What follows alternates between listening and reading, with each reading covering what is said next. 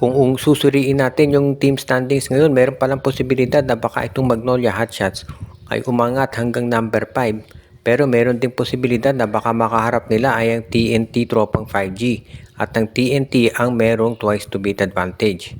Isa yan dito sa mga inaabangang matchup sa PBA, yung pagkikita ng TNT at ng Magnolia.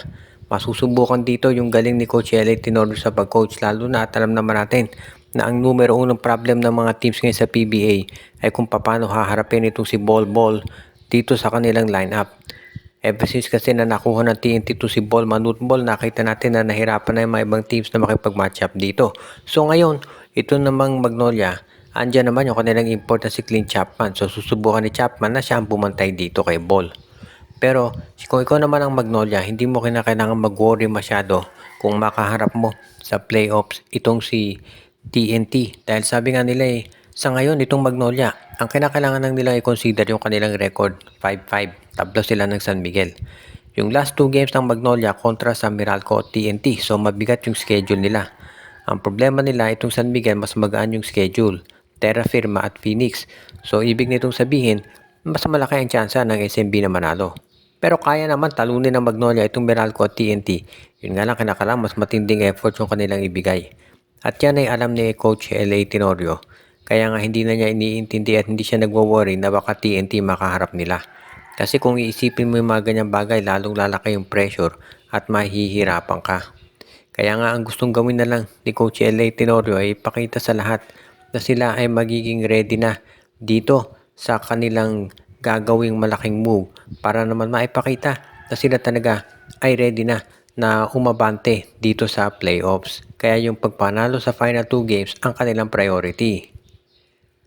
Ito namang si Coach Yeng Giao ng Rain or Shine Elasto Painters ay sinabi na titingin siya doon sa posibilidad na kumuha ng mga players para mapunuan yung pagkawalan ni Felix Lemeti, Jude Roque at ni Keith Datu. Sayang no, itong Rain or Shine Elasto Painters maganda na tinatakbo ngayong conference. Nadali lamang ng mga sunod-sunod na mga injuries.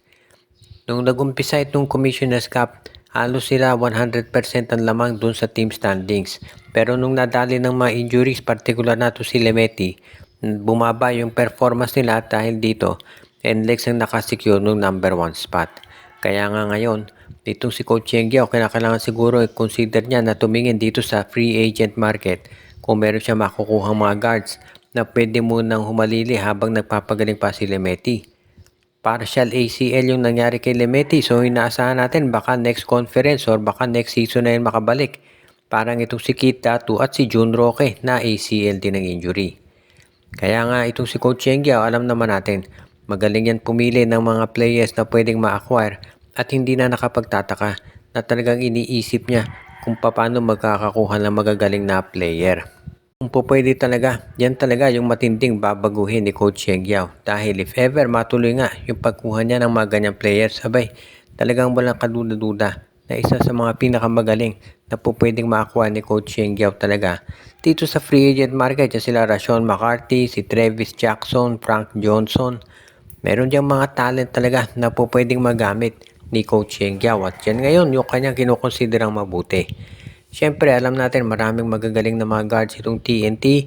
Pero so far, okay, or rather itong Rain or Shine. Pero so far, sabi ni Coach Yengyao, kahit sa free agent na siya kumuha at hindi trade, magiging mas maganda yung kalalabasan ng laro ng TN, ng Rain or Shine.